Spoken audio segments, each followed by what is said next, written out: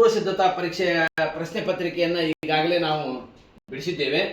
ಸ್ವಲ್ಪ ಅದನ್ನ ಡಿಟೇಲ್ ಆಗಿ ಬಹಳಷ್ಟು ವಿದ್ಯಾರ್ಥಿಗಳು ಸ್ವಲ್ಪ ಡಿಟೇಲ್ ಆಗಿ ಆ ರೂಲ್ಸ್ಗಳ ಮುಖಾಂತರ ಚರ್ಚೆ ಮಾಡಿದ್ರೆ ಚೆನ್ನಾಗಿತ್ತು. ಯಾಕಂತಂದ್ರೆ ಉತ್ತರಗಳು ಎಲ್ಲಿಯಾದ್ರೂ PDF ಮುಖಾಂತರ ನಮಗೆ ಸಿಗಬಹುದು. ಆದ್ರ ಉತ್ತರ ಸಿಗೋದಕ್ಕಿಂತ ಆ ಉತ್ತರ ಹೇಗೆ ಬಂತು ಅನ್ನೋದನ್ನ ನಾವು ತಿಳ್ಕೊಂಡ್ರೆ ನಮಗೆ ಮುಂದಿನ ಪರೀಕ್ಷೆಯೊಳಗೆ ಬಹಳ ಉಪಯುಕ್ತ ಆಗುತ್ತೆ ಅಂತ ಬಹಳಷ್ಟು ವಿದ್ಯಾರ್ಥಿಗಳು ಅಭಿಪ್ರಾಯ ವ್ಯಕ್ತಪಡಿಸಿದ್ದರಿಂದ ವಿದ್ಯಾರ್ಥಿಗಳೇ ಈಗ ನಾನು ಸ್ವಲ್ಪ ಅದನ್ನ ಡಿಟೇಲ್ ಆಗಿ ಚರ್ಚೆ ಮಾಡ್ತಾ ಇದ್ದೀನಿ. ಮೊದಲನೇ ಪ್ರಶ್ನೆ ಕ್ವಶನ್ ಟ್ಯಾಗ್ ಗೆ ಸಂಬಂಧಪಟ್ಟಂಗೆ ಐತಿ. Suma never comes to school, Suma never comes late to school ಅಂತ ಹೇಳಿ ಇದಲ್ಲಿ ಎಕ್ಸಾಂಪಲ್ ಐತಿ. ಆ ಎಕ್ಸಾಂಪಲ್ ಬಿಡಿಸೋಕ್ಕಿಂತ ಮುಂಚೆ ನಾನು ಕ್ವಶನ್ ಟ್ಯಾಗಿನ ರೂಲ್ಸ್ ಗಳನ್ನ ನಿಮಗ ಇಲ್ಲಿ ನಾನು ಬರಿತಾ ಇದ್ದೀನಿ, ತೋರಿಸ್ತಾ ಇದ್ದೀನಿ ನೋಡ್ರಿ. ಇಲ್ಲಿ statement is affirmative, question tag is negative. Statement affirmative ಇದ್ರ ಕ್ವಶನ್ ಟ್ಯಾಗ್ ಅನ್ನ ನೆಗೆಟಿವ್ ಮಾಡಬೇಕು. If statement is negative, question tag become affirmative. ಕೊಟ್ಟಿರುವಂತ ವಾಕ್ಯವೇ ನೆಗೆಟಿವ್ ಇತ್ತಂದ್ರ ನೀವು ಕ್ವಶನ್ ಟ್ಯಾಗ್ ಮಾಡುವಾಗ ಅದನ್ನ ಅಫರ್ಮೇಟಿವ್ ಮಾಡಬೇಕು. ಹಾಗಾದ್ರೆ ಇಲ್ಲಿ ನಾನು ಎರಡು ಒಂದೊಂದು ಎಕ್ಸಾಂಪಲ್ ಬರ್ಬಿಟ್ಟಿದ್ದೀನಿ. ನಾನು ಪರೀಕ್ಷೆ ಕೊಟ್ಟಿದ್ದು ಇದು Suma never comes late to school, ಇದು ಪರೀಕ್ಷೆಗೆ ಬಂದಿದ್ದು. ನಾನು ಒಂದು ಅಫರ್ಮೇಟಿವ್ ಕೊಟ್ಟಾಗ ಹೆಂಗೆ ನೆಗೆಟಿವ್ ಮಾಡ್ಬೇಕು ಅನ್ನೋದಕ್ಕೆ ನಾನು ಮತ್ತೊಂದು ಎಕ್ಸಾಂಪಲ್ ಬರ್ಕೊಂಡ್ಬಿಟ್ಟಿನಿ. ಇಲ್ಲಿ Suma comes to school exact time, Suma ಸರಿಯಾದ ಸಮಯಕ್ಕೆ ಶಾಲೆಗೆ ಬರುತ್ತಾಳೆ ಅಂತ ಕೊಟ್ಟಾಗ ಯಾವ ರೀತಿ ಮಾಡ್ಬೇಕು ಅನ್ನೋದನ್ನ ನಾವಿಲ್ಲಿ ಚರ್ಚೆ ಮಾಡೋಣ.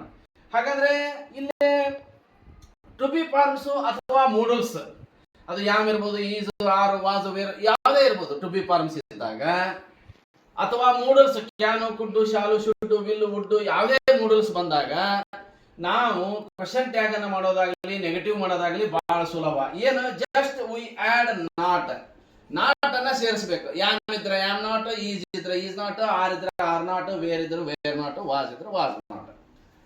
ಅದೇ ರೀತಿ can, cannot, could not, shall not, should not, will ಇದ್ರೆ ವಿಲ್ ನಾಟ್, ವುಡ್ ಇದ್ರೆ ವುಡ್ ನಾಟ್, ಈ ತರ ಮಾಡಿಬಿಡ್ತೀವಿ. ಆದ್ರೆ ಇವು ಯಾವ ಇರಲಾರದ ಸಂದರ್ಭದೊಳಗ we add to do, to do ಎಂಬ ಕ್ರಿಯಾಪದವನ್ನು ತೆಗೆದುಕೊಂಡು ನೆಗೆಟಿವ್ ಮಾಡಕ್ಕೂ ಟು ಡೂ ನ ತೆಗೆದುಕೋಬೇಕು, ಕ್ವಶನ್ ಟ್ಯಾಗ್ ಅನ್ನು ಮಾಡಬೇಕಾದ್ರೂ ಟು ಡೂ ಅನ್ನ ತೆಗೆದುಕೋಬೇಕು. ಯಾಕೆ ತೆಗೆದುಕೋಬೇಕಂದ್ರೆ ಅದು ನಿಯಮ, ವ್ಯಾಕರಣಕಾರ ನಿಯಮ ಮಾಡ್ಯಾರ, ಆ ನಿಯಮವನ್ನು ನಾವು ಪಾಲಿಸಬೇಕು. ಸಿಂಪಲ್ ಪ್ರೆಸೆಂಟ್ ಟೆನ್ಸ್ ಇದ್ರೆ ಡೂ ಮತ್ತು does. Third person singular number ಅಂದ್ರೆ ಹಿ, ಶಿ, ಇಟ್ ಗಳ ಮುಂದೆ ಡಸ್, ಉಳಿದ ಕಡೆ ಎಲ್ಲ ಡೂ. ಅದೇ ಪಾಸ್ಟ್ ಟೆನ್ಸ್ ಇತ್ತಂದ್ರೆ ಡಿಡ್. ಇವಿಷ್ಟು ಪಾಯಿಂಟ್ಸ್ ಅನ್ನು ನೀವು ನೆನಪಿನಲ್ಲಿ ಇಟ್ಕೋಬೇಕು.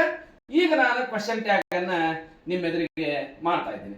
ಈಗ ನಾನ ಬರ್ಕೊಂಡೆ. ಈಗ Suma comes to school exact time, ನಾನು ಕೊಟ್ಟು ಬರೆದಿರುವಂತ ವಾಕ್ಯ ಅಫರ್ಮೇಟಿವ್ ಐತಿ. ಕ್ವಶನ್ ಟ್ಯಾಗ್ ಅನ್ನ ನೆಗೆಟಿವ್ ಮಾಡ್ಬೇಕು. ಹೆಂಗ, ಡಸಂಟ್ ಶಿ, ಡಸ್ ತಗೊಂಡ್ರು, ಡಸ್ ತಗೊಂಡೆ. ಯಾಕಂದ್ರೆ ಡಸ್ ಯಾಕೆ ತಗೊಂಡೆ, Suma is in third person, third person singular number she. ನೋಡ್ರಿ ಇಲ್ಲಿ ಚಾರ್ಟ್ ಆಫ್ ಪ್ರೊನೌನ್ ಬರ್ದಿದ್ದೀನಿ ನಾನು. ಇದು ಸಿಂಗ್ಯುಲರ್ ನಂಬರ್, ಇದು ಪ್ಲೂರಲ್ ನಂಬರ್, ಇದು ಫಸ್ಟ್ ಪರ್ಸನ್. ಡೂ ಯಾವ ರೀತಿ forms of the verb to do in the simple present tense ಅಂದ್ರೆ ನೀವು ಇಲ್ಲಿ ಗಮನಿಸಿರಿ, I do, we do. Second person you do, plural number you do. Third person singular number he does, she does, it does. Third person plural number they do. ಹಾಗಾದ್ರೆ ಸುಮಾ ಎಲ್ಲಿ ಬರ್ತಾಳಾಕಿ, third person singular number she. ಅದಕ್ಕೆ ನಾನು ಏನ್ ಮಾಡಿದೆ, does ತಗೊಂಡೆ. ಕೊಟ್ಟಿರುವಂತ ವಾಕ್ಯ affirmative ಐತಿ, ಅದಕ್ಕೆ ನೆಗೆಟಿವ್ ಮಾಡ್ಬೇಕಾಯ್ತು ಕ್ವಶನ್ ಟ್ಯಾಗ್, ಅದಕ್ಕೆ ನಾಟ್ ಸೇರಿಸಿದೆ. ಸುಮಾ ಅಂದ್ರ she doesn't she ಆಯ್ತು. ಆದ್ರೆ ಈಗ ಪರೀಕ್ಷೆ ಕೊಟ್ಟಿದ್ದನ್ನ ನೋಡೋಣ. Suma never comes simple present tense, S is added to the verbs in the third person singular number of the simple present tense ಅನ್ನೋದು ಸಾದಾ ವರ್ತಮಾನ. ಈಗಾಗಲೇ ನಾವು ಸಾದಾ ವರ್ತಮಾನ ಕಾಲದ ಬಗ್ಗೆ ವಿಡಿಯೋವನ್ನು ಅಪ್ಲೋಡ್ ಮಾಡಿಬಿಟ್ಟಿವಿ, ಅದರೊಳಗ ಚರ್ಚೆ ಮಾಡಿದೀವಿ. ಎಸ್ ಎಂಬ ಪ್ರತ್ಯಯವನ್ನು ಹಚ್ಚೋದ್ರ ಬಗ್ಗೆ ಇಲ್ಲಿ ಹಚ್ಚಾರ ನೋಡ್ರಿ. ಕಮ್ ಅನ್ನೋದು ವರ್ಬ್, ಅದಕ್ಕೆ ಎಸ್ ಎಂಬ ಪ್ರತ್ಯಯವನ್ನು ಹಚ್ಚಾರ. ಆದ್ರೆ ಇಲ್ಲಿ ನೋಡ್ರಿ ಕೊಟ್ಟಿರುವಂತ ವಾಕ್ಯದೊಳಗೆ ನೆವರ್ ಐತಿ. ನೆವರ್, ನೈದರ್, ನಾಟ್, ನೋ ಇವೆಲ್ಲ ಬಂದು ಅಂದ್ರೆ ತಿಳ್ಕೊಬೇಕು ವಿದ್ಯಾರ್ಥಿಗಳೇ, ಕೊಟ್ಟಿರುವಂತ ಸ್ಟೇಟ್ಮೆಂಟ್ ನೆಗೆಟಿವ್ ಐತಿ ಅಂತ ನೀವು ತಿಳ್ಕೊಬೇಕು. ಹೀಗಾಗಿ ಇಲ್ಲಿ ನೆವರ್ ಬಂದೈತಿ ಅಂದ್ರ ಸ್ಟೇಟ್ಮೆಂಟ್ ನೆಗೆಟಿವ್ ಐತಿ, ನೀವು ಕ್ವಶನ್ ಟ್ಯಾಗ್ ಅನ್ನ ಅಫರ್ಮೇಟಿವ್ ಮಾಡಬೇಕು. ಹಾಗಾದ್ರೆ ಇಲ್ಲಿ ಯಾವುದೇ ಮೂಡಲ್ಸ್ ಗಳಿಲ್ಲ, ಯಾವುದೇ ಟು ಬಿ ಫಾರ್ಮ್ ಇಲ್ಲ, ಅದಕ್ಕೆ ನಾವು ಟು ಡೂ ಎಂಬ ಕ್ರಿಯಾಪದವನ್ನು ತೆಗೆದುಕೋಬೇಕು. Suma third person singular number she ಆಗಿರೋದ್ರಿಂದ ಡಸ್ ಬರ್ತೈತಿ. ಕ್ವಶನ್ ಟ್ಯಾಗ್ ಅನ್ನ ಅಫರ್ಮೇಟಿವ್ ಮಾಡಬೇಕಾಗಿರೋದ್ರಿಂದ ಇಲ್ಲಿ ನಾಟ್ ಬರೋದಿಲ್ಲ. ಸುಮಾ ಅಂದ್ರ ಶಿ ಹಾಕಳ. ಅದಕ್ಕಿದು ಆನ್ಸರ್ ಏನಾಗೈತಿ? ಡಸ್ ಶಿ ಅಂತ ಹೇಳಿ ಆಗೈತಿ. ಪ್ರಶ್ನೆ ಸಂಖ್ಯೆ 2. Identify the part of speech of the underline word. Underline ಮಾಡಿದ ಶಬ್ದ ಪಾರ್ಟ್ಸ್ ಆಫ್ ಸ್ಪೀಚ್ ನೊಳಗ ಏನಾಗುತ್ತ ಅಂತ ಕೇಳ್ಯಾರ. Rohit was praised for his bravery. ಇಲ್ಲಿ ನಾವು ಶೌರ್ಯ ಪರಾಕ್ರಮ ಅನ್ನುವಂತ ಅರ್ಥದೊಳಗೆ ತಗೊಂಡ್ಬಿಟ್ಟಿವಿ ಅಂದ್ರೆ ಇದು ನೌನ್ ಆಗುತ್ತ. ಇನ್ನ ಪ್ರಶ್ನೆ ಸಂಖ್ಯೆ 3ಕ್ಕೆ ಬರೋದಾದ್ರೆ ಇನ್ಫಿನಿಟಿವ್ ಅನ್ನ ಕೇಳ್ಯಾರ. ಇನ್ಫಿನಿಟಿವ್ ಅನ್ನ ಕಂಡುಹಿಡಿಯೋದು ಬಹಳ ಸುಲಭವಾದ ಒಂದು ವಿಧಾನ ಹೇಳ್ಕೊಟ್ಟಿ ನಿಮಗೆ ನಾನು. ಒಂದು ಮೋಹನ್ ಮತ್ತು ಫಾದರ್ ನಡುವೆ ಸಂಭಾಷಣೆ ನಡೀತಾ ಇದೆ. Daddy where are we going ಅಂತ ಕೇಳ್ತಾ ಇದ್ದೇನೆ. Father we are going to Mysore to meet your grandparents ಅಂತ ಹೇಳಿದ್ವಿ. ಕ್ರಿಯಾಪದದ ಹಿಂದೆ ಟು ಎಲ್ಲಿರ್ತೈತಿ? Before the verb to. ಅದು ಏನಾಗುತ್ತಂದ್ರ ಇನ್ಫಿನಿಟಿವ್ ಆಗುತ್ತ. ನೀವು ಗಮನಿಸಬೇಕು. ನೀವು ಟು ನೋಡಿ ಕನ್ಫ್ಯೂಸ್ ಮಾಡ್ಕೊಳ್ಳಿ ಅಂತನ ಇವರು ಟು ಮೈಸೂರು ಅನ್ನೋದನ್ನ ಕೊಟ್ಟಿರ್ತಾರ. ಮೈಸೂರು ಅನ್ನೋದು ನಾಮಪದ. ನಾಮಪದದ ಹಿಂದೆ ಟು ಇದ್ರೆ ಅದು ಇನ್ಫಿನಿಟಿವ್ ಆಗೋದಿಲ್ಲ. ಕ್ರಿಯಾಪದದ ಹಿಂದೆ ಟು ಇದ್ರೆ ಮಾತ್ರ ಇನ್ಫಿನಿಟಿವ್ ಆಗುತ್ತೆ. ಟು ಮೀಟ್ ಅನ್ನೋದು ಸರಿಯಾದ ಉತ್ತರ. C is right answer. ಇನ್ನು ಪ್ರಶ್ನೆ ಸಂಖ್ಯೆ 4ಕ್ಕೆ ಬರೋದಾದ್ರ ಅಪ್ರಾಪ್ರಿಯೇಟ್ ವರ್ಡ್ ಅಂತ ಕೇಳ್ಯಾರ. ಇಫ್ ಕ್ಲಾಸ್ ಅದು. ಅಲ್ಲಿ ನೀವು ಸಿಂಪಲ್ ಆಗಿ ನಿಮಗೆ ಹೇಳ್ಕೊಟ್ಬಿಡ್ತೀನಿ. ಹ್ಯಾಡ್ ಬ್ರಾಟ್ ಅಂತಂದ ಇತ್ತಂದ್ರ if you had brought the camera, ಅದ್ರ ಮುಂದೊಂದು ಏನಿದ್ರು ವುಡ್ ಹ್ಯಾವ್ ಅಂತಾನೆ ಬರ್ತೈತಿ. ಇದು ಒಂದು ಸೂತ್ರ ನೆನಪಿಟ್ಕೊಂಡ್ಬಿಡ್ರಿ.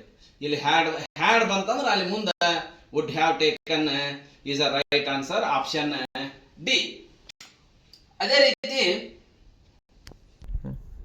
ಪ್ರಶ್ನೆ ಸಂಖ್ಯೆ 5ಕ್ಕೆ ಬರೋದಾದ್ರೆ ಸಿಲೆಬಲ್ಸ್ ಮೇಲೆ ಕೊಟ್ಟಾರ. One syllable means one vowel sound. Vowels ಅಲ್ಲ, ಓವೆಲ್ ಸೌಂಡ್. ಇಲ್ಲಿ ನೋಡ್ರಿ, ಪೆನ್ಸಿಲ್ ಈ ಅನ್ನೋದು ಒಂದು ಓವೆಲ್. ಆದ್ರ ಸೌಂಡ್ ಅಲ್ಲಿ ಏನೈತಿ? ಎ. ಈದ ಸೌಂಡ್ ಯಾವಾಗಲೂ ಎ ಅನ್ನುವಂತ ಓವೆಲ್ ಸೌಂಡ್ ಐತಿ. ಹೀಗಾಗಿ ಅದು ಒನ್ ಸಿಲೆಬಲ್. ಸಿ ಐ ಅನ್ನೋದು ಒಂದು ಓವೆಲ್. ಆದ್ರ ಐದ ಏನ್ ಸೌಂಡ್ ಐತಿ ಅಂದ್ರೆ ಇ ಅನ್ನುವಂತ ಓವೆಲ್ ಸೌಂಡ್ ಐತಿ. ಅದು ಒಂದ್ ಸಿಲೆಬಲ್. ಟೂ ಸಿಲೆಬಲ್ ಇರುವಂತ ಶಬ್ದ ಯಾವುದು ಅಂತ ಕೇಳಾರ? Pencil. Two vowel sound means two syllables. Pencil is a right answer. ಪ್ರಶ್ನೆ ಸಂಖ್ಯೆ 6ಕ್ಕೆ ಬರೋದಾದ್ರೆ ಕೊಲೊಕೇಟಿವ್ ವರ್ಡ್ ಮೇಲೆ ಐತಿ. Quick glance. GLANCE. ಗ್ಲಾನ್ಸ್ ಅಂದ್ರೆ ನೋಟ.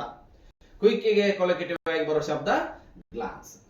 ಇನ್ನು 7ನೇದು ಆರ್ಟಿಕಲ್ ಮೇಲೆ ಐತಿ ಪ್ರಶ್ನೆ. ಅಲ್ಲಿ ನೀವು ನೋಡ್ತಾ ಇದ್ರಿ, the hospital has bought dash X ray machine.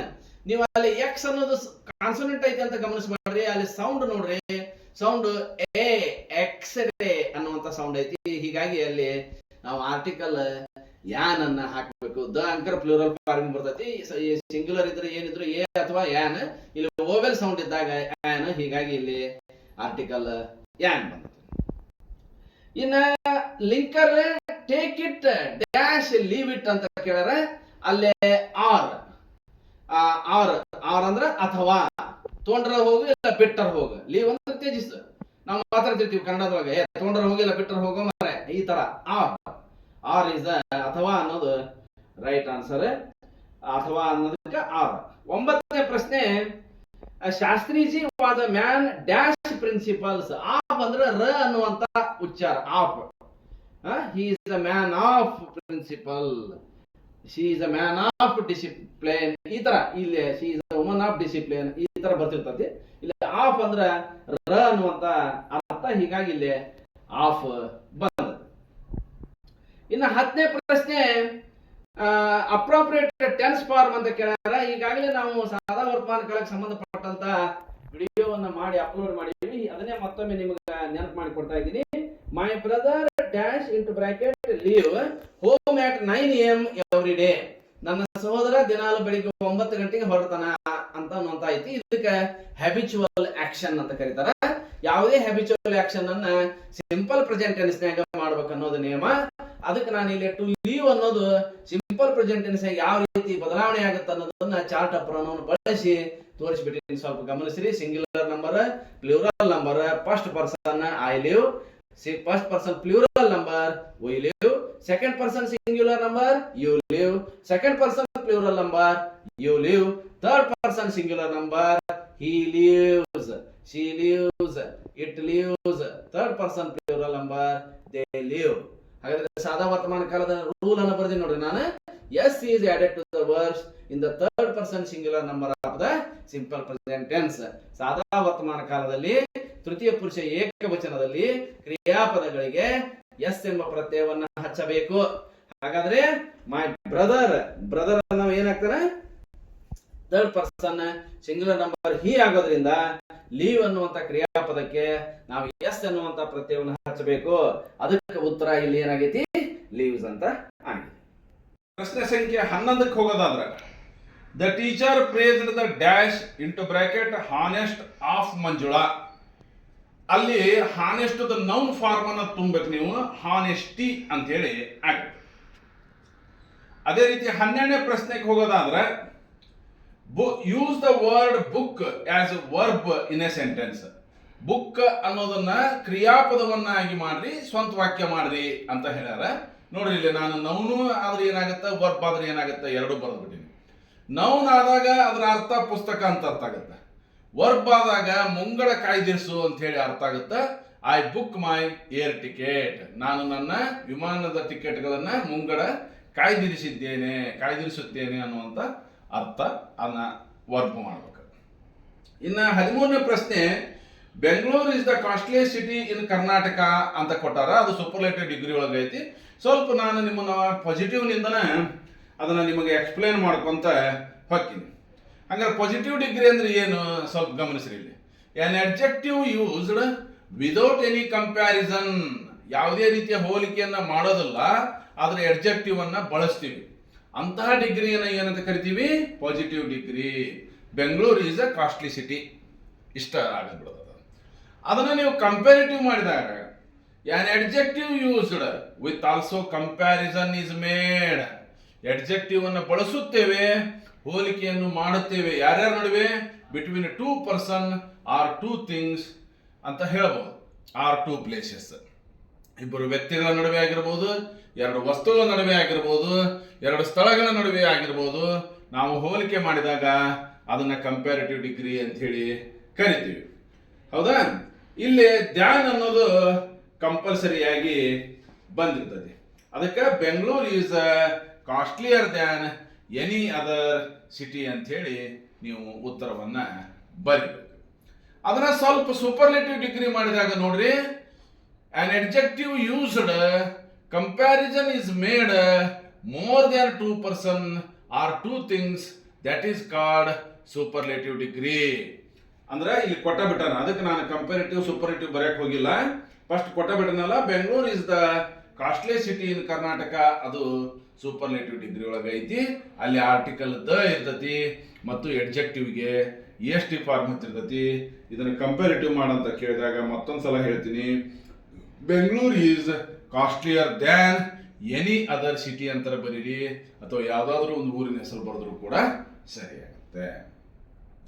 ಇನ್ನು 14ನೇ ಪ್ರಶ್ನೆ ರಿಪೋರ್ಟೆಡ್ ಸ್ಪೀಚ್ಗೆ ಸಂಬಂಧಪಟ್ಟಂಗೆ ಐತಿ. ಯಾವ ವಾಕ್ಯವನ್ನ ಅಂಡರ್ಲೈನ್ ಮಾಡ್ಯಾರ ಅದನ್ನಷ್ಟ ನಾನು ಅಲ್ಲಿ ಬರ್ದೀನಿ. ಸುಧಾ ಮತ್ತು ರೇಖಾ ನಡುವೆ ಸಂಭಾಷಣೆ ನಡೀತಾ ಇದೆ. ಸುಧಾ ಏನ್ ಕೇಳಾಕೊಂತಾಳ, ವೇರ್ ಆರ್ ಯು ನೌ ಅಂತ ಕೇಳಾಕೊಂತಾಳ. ರೇಖಾ ಏನ್ ಹೇಳಿದ್ಲು, I am at my home ಅಂತ ಹೇಳಿದ್ಲು. ಅಲ್ಲೇ ನೀವು ನೆನಪಿಟ್ಕೋರಿ, ಇಂಟ್ರಾಗೇಟಿವ್ ಸೆಂಟೆನ್ಸ್ ಇದ್ದದ್ದು ಇಂಟ್ರಾಗೇಟಿವ್ ಆಗೋದಿಲ್ಲ, ಅದು ಸ್ಟೇಟ್ಮೆಂಟ್ ಆಗಿ ಬದಲಾವಣೆ ಹೊಂದುತ್ತೆ. ಅಲ್ಲಿ ದ್ಯಾಟ್ ಅನ್ನುವಂತ ಪ್ರಿಪೋಸ್ ಅಲ್ಲಿ ಸೇರಿಸ್ಬೇಕು. ಅಲ್ಲಿ ದ್ಯಾಟ್ ಅನ್ನ ಸೇರಿಸಿ ದ್ಯಾಟ್ ಹಾಕ್ರಿ. ಅಲ್ಲಿ ರೂಲ್ಸ್ ಬರೆದ್ಬಿಡಿ ನೋಡ್ರಿ. First person, second person pronouns are changed into third person. ಮೊದಲ ಮತ್ತು ಎರಡನೇ, ಪ್ರಥಮ ಪುರುಷ ದ್ವಿತೀಯ ಪುರುಷದ ಸರ್ವನಾಮಗಳು ತೃತೀಯ ಪುರುಷದ ಸರ್ವನಾಮಗಳಾಗಿ ಬದಲಾವಣೆ ಹೊಂದುತ್ತವೆ. ಹಂಗಾರೆ ಐ ಅಂದ್ರೆ ಯಾರು, ರೇಖಾ. ರೇಖಾ ಅಂದ್ರೆ ಏನಾಗುತ್ತಾ, third person singular number she ಆಗುತ್ತಾ, ಅದಕ್ಕೆ ಅಲ್ಲೇ ಶಿ ಬಂದತಿ. ಅದೇ ರೀತಿ ಎರಡನೇದ್ದು simple present tense changes to simple past tense. ಅಂದ್ರೆ ಡೈರೆಕ್ಟ್ ಸ್ಪೀಚ್ ನೊಳಗೆ ಸಿಂಪಲ್ ಪ್ರೆಸೆಂಟ್ ಇದ್ದಿದ್ದು ಇಂಡೈರೆಕ್ಟ್ ನೊಳಗೆ ಸಿಂಪಲ್ ಪಾಸ್ಟ್ ಮಾಡ್ಬೇಕು ಅನ್ನೋದು ರೂಲು. ಅದಕ್ಕೆ ಪ್ರೆಸೆಂಟ್ ಟೆನ್ಸ್ ಅಂದ್ರೆ to be forms am is are ಇರ್ತತಿ. ಅದ ಪಾಸ್ಟ್ ಟೆನ್ಸ್ ಅಂದ್ರೆ ವಾಸು ವೇರ್ ಇರ್ತತಿ. ಇಲ್ಲಿ ರೇಖಾ ಅನ್ನೋದು third person singular number she ಆಗಿರೋದ್ರಿಂದ ಶೀದ್ ಮುಂದೆ ಏನ್ ಬರ್ತತಿ, ವಾಸ್ ಬರ್ತತಿ. ಹೀಗಾಗಿ ಶಿ ವಾಸ್ ಮೈ ಇದ್ದಿದ್ದು ಮೈ ಚೇಂಜಸ್ ಟು ಮೈ ಅಂದ್ರೆ ಯಾರು? ರೇಖಾ. ರೇಖಾ ಅಂದ್ರ ಆಕಿ ಅವಳ ಅಂತ ಬೇಕಿಲ್ಲ. ಅವಳ ಅನ್ನಕ her she was at her home ಅಂತ ಹೇಳಿ ಅದು ಬದಲಾವಣೆಯನ್ನ ಹೊಂದಿದೆ. ಅದೇ ರೀತಿ 15ನೇ ಪ್ರಶ್ನೆಗೆ ಹೋಗೋದಾದ್ರೆ ಅರ್ಥ ಬರ್ತೀನಿ. DIARY ಡೈರಿ ಅಂದ್ರೆ ನೀವು ಬಳಸ್ತಾ ಇರುವಂತ ಡೈರಿ. DAIRY ಡೈರಿ ಅಂದ್ರ ಹಾಲಿನ ಕೇಂದ್ರ. Write your address in my dairy. DIA ನಿನ್ನ ಅಡ್ರೆಸ್ ಅನ್ನ ನನ್ನ ಡೈರಿ ಒಳಗೆ ಬರಿ ಅನ್ನುವಂತ ಅರ್ಥ. 16ನೇ ಪ್ರಶ್ನೆ ಉತ್ತರವನ್ನು ಅವನೇ ಕೊಟ್ಟನ, ಪ್ರಶ್ನೆ ಮಾಡಕ್ ಹೇಳೋಣ. ಫ್ರೇಮಿಂಗ್ ಕ್ವಶನ್ ಅಂತ ಕರಿತೀವಿ ನಾವು. The students write an essay. ವಿದ್ಯಾರ್ಥಿಗಳು ನಿಬಂಧವನ್ನ ಬರೆಯುತ್ತಿದ್ದಾರೆ. ವಿದ್ಯಾರ್ಥಿಗಳು ಏನನ್ನ ಬರೆಯುತ್ತಿದ್ದಾರೆ? ಯಾವುದೇ ನಾವು WH ಕ್ವಶನ್ ಮಾಡುವಾಗ ಟು ಡೂ ಅನ್ನ ಬಳಸಬೇಕು. What do the students write ಅಂತ ಹೇಳಿ ಒಂದು ಸಲ ಅಲ್ಲಿ ನೋಡ್ರಿ. I do, we do, you do, he does, she does, it does, they do. ಸ್ಟೂಡೆಂಟ್ಸ್ ಅಂದ್ರ ಅವರು third person plural number they ಆಗೋದ್ರಿಂದ ಅದರಲ್ಲಿ ಡೂ ಬರ್ತೈತಿ, ಡಸ್ ಬರೋದಿಲ್ಲ. What do the students write ಅಂತ ಬರೆದು ನೀವು ಕ್ವಶನ್ ಮಾರ್ಕನ್ನ ಕೊಟ್ರೆ ಅದು ಸರಿಯಾಗುತ್ತೆ. ಅದೇ ರೀತಿ 17ನೇ ಪ್ರಶ್ನೆ ಬರೋದಾದ್ರೆ ಅಲ್ಲಿ ಒಂದು ಸ್ಪೆಲ್ಲಿಂಗ್ ಮಿಸ್ಟೇಕ್ ಐತಿ, ಒಂದು ಎಡ್ವರ್ಬಿಯರ್ ಮಿಸ್ಟೇಕ್ ಐತಿ. It took gentleman of Rio en Medio ಪಾಠದಿಂದ ಆ ಸೆಂಟೆನ್ಸ್ ಅನ್ನ ಆಯ್ಕೆ ಮಾಡಿಕೊಂಡಾರ. It took most of the following winter to buy the trees individual from the descendants of Don Anselmo ಅಂತ ಕೊಟ್ಟಾರ. ಅಲ್ಲಿ BY ಅಲ್ಲದು BUY ಆಗಬೇಕು. ಸ್ಪೆಲ್ಲಿಂಗ್ ಮಿಸ್ಟೇಕ್ ಅನ್ನ ಕರೆಕ್ಷನ್ ಮಾಡಿದೀವಿ. ಇಂಡಿವಿಜುವಲ್ ಅಂತ ಕೊಟ್ಟಾರ. INDI VI DUAL ಅಂತ ಕೊಟ್ಟಾರ. ಅದು ENDI INDI VI DUA LLY. ಅದು ವರ್ಬಲ್ ಮಿಸ್ಟೇಕ್ LY ಆಗಬೇಕು. ಇವು ಎರಡು ಕರೆಕ್ಷನ್ ಮಾಡಿದಾಗ ಖಂಡಿತವಾಗಿ ನಿಮ್ಗೆ 2 ಅಂಕಗಳು ಬರ್ತವೆ. Question number 4. Answer the following questions in 2 or 3 sentences each ಅಂತ ಕೇಳ್ಯಾರ. ಇಲ್ಲಿ 7 ಪ್ರಶ್ನೆಗಳು ಇರ್ತಾವು. 4 ಪ್ರಶ್ನೆಗಳು ಪ್ರೋಸ್ ಮೇಲೆ, 1 ಪ್ರಶ್ನೆಗಳು ಪೋಯಟ್ರಿ ಮೇಲೆ, 2 ಪ್ರಶ್ನೆಗಳು ಸಪ್ಲಿಮೆಂಟ್ ರೀಡಿಂಗ್ ಮೇಲೆ. ಸಪ್ಲಿಮೆಂಟ್ ರೀಡಿಂಗ್ ಮೇಲೆ ಹೇಗ ಅದನ್ನು ತಿಳ್ಕೊರಿ. ಮೊದಲನೇ ಪಾಠ ಅಥವಾ 2ನೇ ಪಾಠ, 3ನೇ ಪಾಠ ಅಥವಾ 4ನೇ ಪಾಠ. ಅಂದ್ರೆ ನಾರಾಯಣಪುರ ಇನ್ಸಿಡೆಂಟರ ನೀವು ಪರ್ಫೆಕ್ಟ್ ಆಗಿರಿ, ಅಥವಾ on top of the word ಅದನ್ನಾರ ಪರ್ಫೆಕ್ಟ್ ಆಗಿರಿ. ಅದೇ ರೀತಿ ಲಿಟ್ಲ್ ಮಾರ್ಟಿರ್ ಎವರ್ ಚೆರಿಸ್ಡರ ಪರ್ಫೆಕ್ಟ್ ಆಗಿರಿ, ಅಥವಾ ಬರ್ಡ್ ಆಫ್ ಹ್ಯಾಪಿನೆಸ್ ಪರ್ಫೆಕ್ಟ್ ಆಗಿರಿ. ಆ ಥರ ನೀವು ಅಲ್ಲಿ ಇದನ್ನು ಮಾಡ್ಕೋಬೇಕು. ಇಲ್ಲಿ ಒಟ್ಟು 2 ಅಂಕದ 4 ಪ್ರಶ್ನೆಗಳು. ಮೊದಲನೇದಾಗಿ ನೋಡ್ರಿ. How was Swami's view different from that of his father? ಇಲ್ಲಿ ಆನ್ಸರ್ ಅನ್ನು ತೋರಿಸ್ತಾ ಇದ್ದೀನಿ ನಾನು. Swami commented that the boy cannot kill the tiger and he must be a grown-up person. But Swami's father commented that anyone who has courage can do anything if he has. Courage and strength and age are not important. In this way, Swami's view different from that of his father ಅಂತಂದು ನೀವು ಬರೀಬೇಕು. 19ನೇ ಪ್ರಶ್ನೆಗೆ ಹೋಗೋದಾದ್ರೆ, Ambedkar was A voracious reader, justify ಅಂತ ಕೇಳೇನ. Throughout his life, Dr. B.R. Ambedkar was a voracious reader. Reader ಆಗಬೇಕದು, voracious reader. He had an insatiable thirst for books. He bought books by curtailing his daily needs. In New York, he purchased about 2,000 books, and that they do be sent to India in 32 boxes. ಪ್ರಶ್ನೆ, why do people choose to become scientists? People choose to be scientists because they cannot live without science. Their discovery brings the reward instead of money. They enjoy freedom, discovering the mysteries of nature and teamwork. ಅದೇ ರೀತಿ 21ನೇ ಪ್ರಶ್ನೆಗೆ ಬರೋದಾದ್ರೆ, how do you say that Satish's father, ಸತೀಶನ ತಂದೆ, was his well wisher? Satish father was optimistic and hoped that Satish's hearing would come back. he was that his son found pastime in drawing. Satish's father promised to find out the best school of arts so that Satish could make his life in the field of his choice.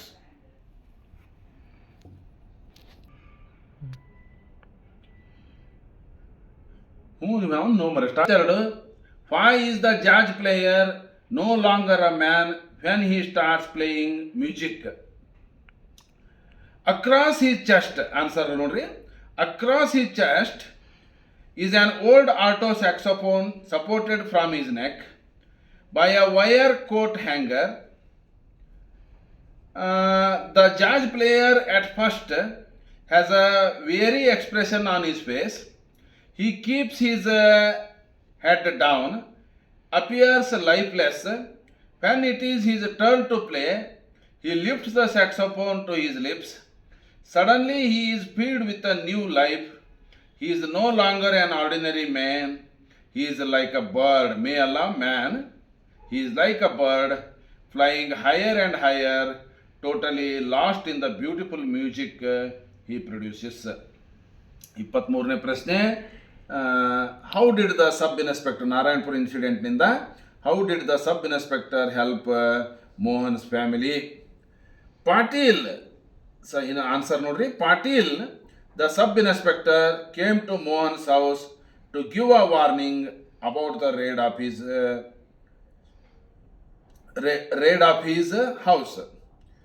As he was a close friend of Mohan's father, he asked Mohan to give him the cyclostyle machine and all proof pertaining to the agitation against the British. Mohan's mother believed him and allowed him to take away all these things. In this way, Patil helped Mohan's family. ಈ ಪ್ರಶ್ನೆಗೆ ಇನ್ನೊಂದು 6 question ಐತಿ. Describe the preparedness of ಡಿಕ್ಕಿ Dolma for the task of scaling Mount Everest ಅಂತ. Mount Everest ಏರೋದಕ್ಕೆ ಡಿಕ್ಕಿ ಡೋಲ್ಮಾ ಯಾವ ರೀತಿ ಸಿದ್ಧತೆಯನ್ನು ಮಾಡ್ಕೊಂಡ್ಲ ಅಂತೇಳಿ. ಆನ್ಸರ್ ನೋಡ್ರಿ, Dolma got training in the mountaineering institute at Manali. Har determination and hard work helped her to secure A grade. She believed that success always follows dedication, determination and hard work. She used to practice lower hours, 4 hours, not lower hours, 4 hours every day before the task of scaling Mount Everest. ಅದನ್ನು 4 ಮಾಡ್ಕೊರಿ, ಎಲ್ಲಲ್ಲ F ಮಾಡ್ಕೊರಿ, ಅದನ್ನು 4 hours. ಇನ್ನು ಪ್ರಶ್ನೆ ಸಂಖ್ಯೆ 24ಕ್ಕೆ ಹೋಗೋದಾದ್ರೆ, what did the absence of their mother from the home teach Hanif and his brothers? ಇಲ್ಲಿ ಹನೀಫ್ ಅವರ ತಾಯಿ ಹೇಮಾ ಅಜೀಜ್ ಅವರು ಮನೆಯಲ್ಲಿ ಇರ್ತಿರ್ಲಿಲ್ಲ, ಆದರೂ ಕೂಡ 3 ಜನ ಮಕ್ಕಳು ಯಾವ ರೀತಿ ತಮ್ಮ ಕುಟುಂಬದ ನಿರ್ವಹಣೆಯನ್ನು ಒಂದಿಷ್ಟು ವ್ಯತ್ಯಾಸ ಆಗಲಾರ್ದಂಗೆ ನೋಡ್ಕೊತಿದ್ರು ಅಂತ ಪ್ರಶ್ನೆ ಇದೆ. The absence of mother from home taught the children something made the children to become very responsible, getting up and getting ready for school without having to tell them. It gave the children's message that one's duty is the most important thing in life. ಇದಕ್ಕೆ 6 ಪ್ರಶ್ನೆ ಐತೆ ನೋಡ್ರಿ bird of happiness ಪಾಠದಿಂದ. What changes came over Wangjia as the bird of happiness caressed him? Answer the ನೋಡ್ರಿ,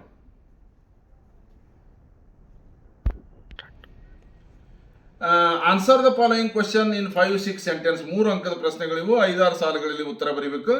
ಪ್ರಶ್ನೆ ಸಂಖ್ಯೆ 25, give an account of how Baleshwar saved the girl by the tracks. When Baleshwar saw the girl lying on the tracks, he jumped down from the moving train and ran towards her. There was no help in her sight, so he lifted her up, crossed the tracks and walked till he reached the road.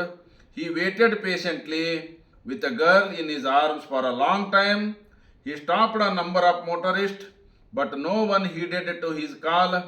Finally, a tempo truck driver stopped and helped him to take the girl to a hospital nearby, where she was given first aid. The doctor there advised him to take her to a big hospital.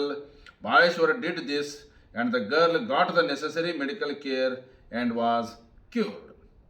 ಪ್ರಶ್ನೆ ಸಂಖ್ಯೆ 26ಕ್ಕೆ ಬರೋದಾದ್ರೆ, I am the land ಪದ್ಯದಿಂದ How do you say that the earth has an ocean of patience in the poem I Am the Land? The poem I Am the Land, answer Tori. The poem I Am the Land is written by Marina di Belgenta. In this poem, the earth speaks to the people. People own, buy, sell, dig and plow the land. They also grow fruit, grass, trees, etc. The children dance and play on the land. The soldiers come with guns fighting for the land. People build fences on the land to divide nations, which suffocates like chains the earth in her neck. Mother Earth has an ocean of patience and bears all the cruelty committed by man. Mother Earth mocks at the people's behavior with Mother Earth. ಇನ್ನು 27ನೇ ಪ್ರಶ್ನೆ R C reference to context. ಇವು 4 ಇರ್ತಾವೆ, ಒಂದೊಂದಾಗಿ ನೋಡೋಣ. 12 marks. ಇಲ್ಲಿ ಮೊದಲನೇ ಪ್ರಶ್ನೆ ಡಿಸ್ಕವರಿ ಪಾಠದಿಂದ ಕೇಳ್ಯಾರ. Does the child stand between me and death? ಆ ಮಗುವನ್ನು ನನ್ನ ಮತ್ತು ಸಾವಿನ ನಡುವೆ ಆ ಮಗು ಏಕೆ ಅಂಥೇಳಿ ಇದನ್ನು ಇಲ್ಲಿ ಮೀ ಯಾರು, ಮೀ ಅಂದರೆ ಯಾರು, ಹೂ ಇಸ್ ದ ಮೀ ಅಂತ ಕೇಳ್ಯಾರ. ಕೊಲಂಬಸ್ ಹೇಳಿದ ಮಾತಿದು, ಹೀಗಾಗಿ ಆನ್ಸರ್ ಕೊಲಂಬಸ್. ಚೈಲ್ಡ್ ಅಂತ ರೆಫರ್ ಮಾಡಿರೋದು ಯಾರನ್ನ ಆತ ಮಗು ಅಂತ ಕರೆದ ಅಂತ ಕೇಳ್ಯಾರ. ಆತನ ಅತ್ಯಂತ ನಂಬಿಗಸ್ತ ಸೇವಕ ಪೇಪೆ ಅಂತ ಬರೆದ್ರೆ 1 ಮಾರ್ಕ್ಸ್. ಹಾಗಾದರೆ ಈ ಸ್ಟೇಟ್ಮೆಂಟ್ ಏನನ್ನ ರಿವೀಲ್ ಮಾಡ್ತತಿ ಅಂತ ಕೇಳ್ಯಾರ. The child Pepe was loyal to speaker ಅಂದ್ರೆ ಕೊಲಂಬಸ್ಗೆ. Stand between Columbus and seamen when they attacked. ಯಾವಾಗ ಸೀಮೆನ್ ಅವನ ಮೇಲೆ ಅಟ್ಯಾಕ್ ಮಾಡಕ್ಕೆ ಬರ್ತಾರೆ, ಅಡ್ಡ ಅವ ಪೇಪೆ ನಿಂದಿರ್ತಾನಲ್ಲ, ಅಲ್ಲೇ ಈ ಮಾತು ಬಂದೈತಿ. It is the chance of a life time. ಇದು ಕನ್ಸರ್ಟ್ ಪಾಠದಿಂದ ಆಯ್ಕೆ ಮಾಡಿಕೊಂಡ್ರೆ ಇದು ಜೀವನದೊಳಗೆ ಒಮ್ಮೆ ಮಾತ್ರ ಸಿಗುವಂಥ ಅವಕಾಶ ಅಂಥೇಳಿ ಈ ಮಾತನ್ನು ಹೇಳಿದವರು ಯಾರು ಅಂದ್ರೆ Ananta. Chance refer to here ಏನು ಅಂದ್ರೆ C R hear the Pandit Ravi Shankar's concert. ರವಿಶಂಕರನ್ನು ಭೇಟಿ ಮಾಡೋದಾಗಿರ್ಬೋದು, ಅವರ ಸಂಗೀತ ಕಾರ್ಯಕ್ರಮವನ್ನು ಕೇಳೋದ್ರ ಬಗ್ಗೆ ಅವ ಹೇಳ್ತಾನೆ. Why did the speaker feel so ಅಂತ ಕೇಳಿದ್ರೆ he is going to die of cancer ಅಂತ ನೀವು ಅದಕ್ಕೆ ಉತ್ತರವನ್ನು ಬರೀಬೇಕು. ಇನ್ನು 29ನೇ ಪ್ರಶ್ನೆ these Americans are being gentle ಅಂತ ಹೇಳಿದವರು ಯಾರು ಈ ಮಾತನ್ನು ಹೇಳಿದರು ಅಂತಾರೆ. ಇದನ್ನ ಹೇಳಿದವರು ಲೇಖಕರು, ಇಲ್ಲಿ ಅನ್ಸೆಲ್ಮೋ ಅಲ್ಲ. ಇದನ್ನು ಹೇಳಿದವರು ಗುಡ್ ಇಲ್ಲಿ ಡಾನ್ ಅನ್ಸೆಲ್ಮೋ ಅನ್ನೋದಕ್ಕಿಂತ ಲೇಖಕರು ಎನ್ ಸೆಡಿಲೋ ಅವರು ಹೇಳಿದ್ದು. ಬಿಯಾನ ಜೆಂಟಲ್ ಅಂದ್ರೆ ಗುಡ್ ಪೀಪಲ್ ಅನ್ನುವಂಥ ಅರ್ಥ. ಇನ್ನು ಸಿಗೆ ಬರೋದಾದ್ರೆ why did the speaker say so they offered extra money for extra land ಅಂತ ಹೇಳಿ ನೀವು ಬರೀಬೇಕು. 30ನೇ R C I will doze when I am sleepy and awake ಅಂತ ಹೇಳಿ ಐತಿ. ಇಲ್ಲಿ ಯಾರು ಈ ಮಾತನ್ನು ಹೇಳಿದ್ರು ಯಾರು ಅಂದ್ರೆ ಲೇಖಕರು, ದ ಪೋಯೆಟ್ ಅಂತ ಬರೀರಿ. ಎಲ್ಲಿ ಅದರ ಅಂದ್ರೆ ಅವರು outer space. Where is the speaker ಅಂದ್ರೆ ಅದಕ್ಕೆ ಔಟರ್ ಸ್ಪೇಸ್. ಅಲ್ಲಿ ಯಾಕೆ ಈ ಮಾತನ್ನು ಹೇಳಿದರು, why does the person feel so ಅಂದರೆ there is no day there is no night in space ಅಂಥೇಳಿ ನೀವು ಉತ್ತರವನ್ನು ಬರೀಬೇಕು. ಅದೇ ರೀತಿ 31ನೇ ಪ್ರಶ್ನೆಗೆ ಹೋಗೋದಾದರೆ ಪ್ರೊಫೈಲ್ ರೇಟಿಂಗ್ ಸಂಬಂಧಪಟ್ಟಂಗೆ ಅಲ್ಲಿ ಸುಧಾಮೂರ್ತಿ ಅವರ ಬಗ್ಗೆ, ಅವರು ಹುಟ್ಟಿದ ಸ್ಥಳ, ಅವರ ಡೇಟ್ ಆಫ್ ಬರ್ತು, ಎಜುಕೇಷನ್ನು, ಆಕ್ಯುಪೇಷನ್ನು ಮತ್ತು ಅವರ ವರ್ಕ್ಸು ಮತ್ತು ಅವರ ಅವಾರ್ಡ್ಸ್ಗಳ ಬಗ್ಗೆ ಐತೆ ಅದು ಪ್ರಶ್ನೆ. ಅದನ್ನು ನೀವು ನೀಟಾಗಿ ಬರೀಬೇಕು. ನಾನು ಅಲ್ಲೇ ತೋರಿಸ್ತಾ ಇದ್ದೀನಿ ನೋಡ್ರಿ, ಒಂದ್ಸಲ ಓದಿ ಹೇಳ್ತೀನಿ. This is a profile of Padma Bhushan Sudha Murty. Her place is Shiggaon. Her date of birth is 19th August 1950. Her occupation is chairperson of Infosys foundation. She is also a writer. Her notable works are how I thought my grandmother to read, Mahashweta, dollar ಸೊಸೆ. ಅವರಿಗೆ ಬಂದಿರುವಂಥ ಪ್ರಶಸ್ತಿಗಳ ಬಗ್ಗೆನೂ ಒಂದು line ಬರೆದ್ಬಿಡ್ರಿ. Her awards are Padma Shri and Padma Bhushan. ಪ್ರಶ್ನೆ ಸಂಖ್ಯೆ 32ಕ್ಕೆ ಹೋಗೋದಾದ್ರೆ ಡೆವಲಪ್ ದಿ ಸ್ಟೋರಿ ಅಂತ ಕೇಳ್ಯಾರ. ಅಲ್ಲಿ ಅದನ್ನು ನಾನು ತೋರಿಸ್ತಾ ಇದ್ದೀನಿ, ಅದನ್ನು ನೀವು ಕಾಪಿ ಮಾಡ್ಕೊಳ್ಳಿ. ಪ್ರಶ್ನೆ ಸಂಖ್ಯೆ 33ಕ್ಕೆ ಹೋಗೋದಾದ್ರೆ ಅಲ್ಲಿ ಒಂದು ಬಸ್ ಸ್ಟ್ಯಾಂಡಿನ ಚಿತ್ರ ಕಾಣ್ತೈತಿ. ಅಲ್ಲಿ ನೀವು ಆ ಪಿಕ್ಚರ್ ನಾನು ತೋರಿಸ್ತಾ ಇದ್ದೀನಿ. ಇಲ್ಲಿ a picture is worth 1000 words. This is a picture of bus stand. There are 3 buses in the bus stand. Some passengers waiting for the bus. The bus stand is the place where the people catch the bus to travel. ಈ ರೀತಿ ನಿಮ್ಮದೇ ಆದಂಥ own ಸೆಂಟೆನ್ಸ್ನೊಳಗೆ ಬರೆಯುವಂಥ ಪ್ರಯತ್ನವನ್ನು ಮಾಡಬೇಕು. ಅದೇ ರೀತಿ 34ನೇ ಪ್ರಶ್ನೆ the throned monarch quality of mercy ಪದ್ಯದಿಂದ ಆಯ್ಕೆ ಮಾಡಿಕೊಂಡಂಥ ಪದ್ಯ ಅದು. ಇನ್ನೊಂದು my day or night blind ಬಾಯ್ದಿಂದ ಆಯ್ಕೆ ಮಾಡಿಕೊಂಡಂಥ ಪದ್ಯ. ಅದೇನಾದರೂ ನೀವೇನು ಮಾಡಬೇಕು, ಬೈಪಟ್ ಮಾಡಲೇಬೇಕು. ಯಾಕಂತಂದ್ರೆ 2 ಕೊಟ್ಟು 1 ಕೇಳ್ತಾರೆ. ಹೀಗಾಗಿ ನೀವು blind boy, quality of mercy ಅಥವಾ quality of mercy, ballad of the tempest 2ರಾಗ 3 2 ಪದ್ಯವನ್ನು ಬೈಪಟ್ ಮಾಡಲೇಬೇಕು. 35 ಪ್ಯಾರಾಗ್ರಾಫ್ ಐತಿ. ಆ ಪ್ಯಾರಾಗ್ರಾಫನ್ನು ಓದ್ಕೊಂಡು 2 ಪ್ರಶ್ನೆಗಳು, ಮೊದಲು 1 ಅಂಕದ 4 ಪ್ರಶ್ನೆಗಳನ್ನು ಕೇಳ್ತಿದ್ರು, ಈಗ 2 ಅಂಕದ 2 ಪ್ರಶ್ನೆಗಳನ್ನು ಕೇಳ್ತಾರೆ. What kind of a citizen should education produce ಅಂತ ಕೇಳ್ಯಾರ. The education should produce men who love their country but who do not harm the other countries ಅಂತ ಬರೀಬೇಕು. ಇನ್ನು what do some people think to be the aim of education? The aim of education is merely to give knowledge ಅಂತ ಬರೆದ್ರೆ ಸಾಕು. ಇನ್ನು ಪ್ರಶ್ನೆ ಸಂಖ್ಯೆ 12ಕ್ಕೆ ಬರೋದಾದ್ರೆ continue question number 36 how does the poet wish to praise the mother India? 4 ಅಂಕದ ಪ್ರಶ್ನೆ, ಕನಿಷ್ಠ 8ರಿಂದ 10 ಸಾಲುಗಳಷ್ಟು ಬರೀಬೇಕು. ನೋಡ್ರಿ, ನಾನು ಅದನ್ನು ತೋರಿಸ್ತಾ ಇದ್ದೀನಿ ಮತ್ತು ನಿಮಗೆ ಓದಿ ಹೇಳ್ತಾ ಇದ್ದೀನಿ. This poem is a conversation between V K. Gokak and the motherland. The poet wish to sing about the beauty of India, Himalayas, oceans, temples, industrial progress, seers, prophets. The poet wants to present glorious picture of the past and also wishes to paint India's natural beauty. The motherland wants him to sing about a troubled and helpless people like beggars, lepers, filth, strikes, etc.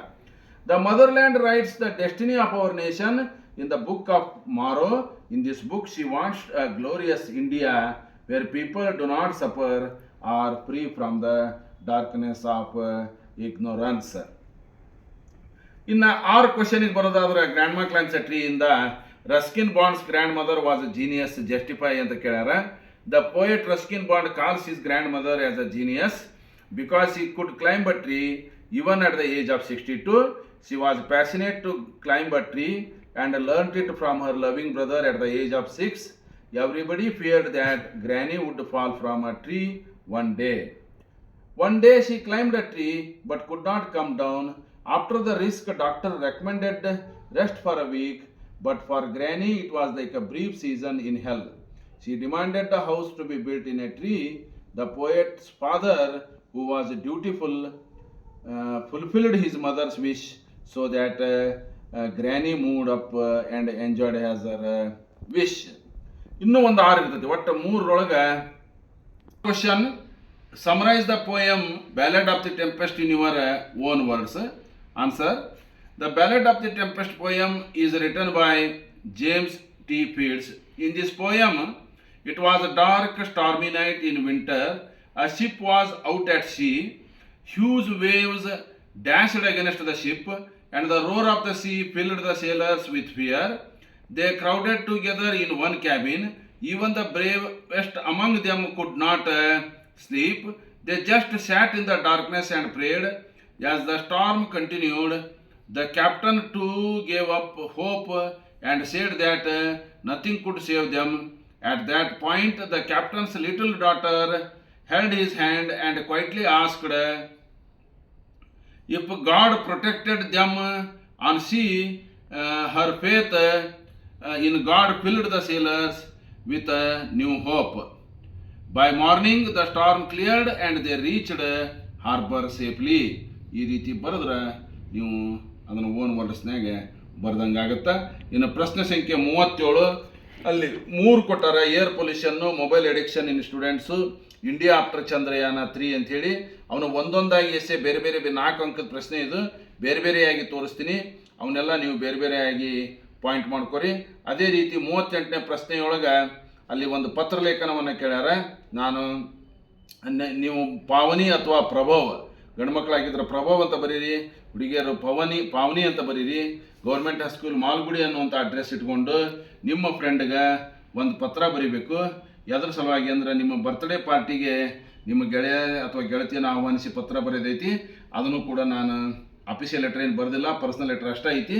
ಅದನ್ನು ನಿಮಗೆ ತೋರಿಸ್ತೀನಿ. ನೀವು ಒಂದೊಂದಾಗಿ ಮೊದಲ 3 ಎಸ್ಸೆಗಳನ್ನು note ಮಾಡ್ಕೊರಿ, ಆಮೇಲೆ ಪತ್ರಲೇಖನವನ್ನು note ಮಾಡ್ಕೊರಿ. ಖಂಡಿತವಾಗಿ ಈ ಒಂದು ಪ್ರಯತ್ನ ನಿಮಗೆಲ್ಲ ಭಾಳಷ್ಟು ಹೆಲ್ಪ್ಫುಲ್ ಆಗುತ್ತೆ. ಮುಂಬರುವಂಥ ವಾರ್ಷಿಕ ಪರೀಕ್ಷೆಯೊಳಗೆ ನೀವೆಲ್ಲ ಒಳ್ಳೆಯ ಅಂಕಗಳನ್ನು ಪಡ್ಕೊಳ್ಳಿಕ್ಕೆ ನಮ್ಮ ಈ ಒಂದು ಸಣ್ಣ ಪ್ರಯತ್ನ ಸಹಾಯ ಆಗುತ್ತೆ ಅಂತ ಭಾವಿಸ್ತಾ ಎಲ್ಲರಿಗೂ ಥ್ಯಾಂಕ್ ಯು ವೆರಿ ಮಚ್.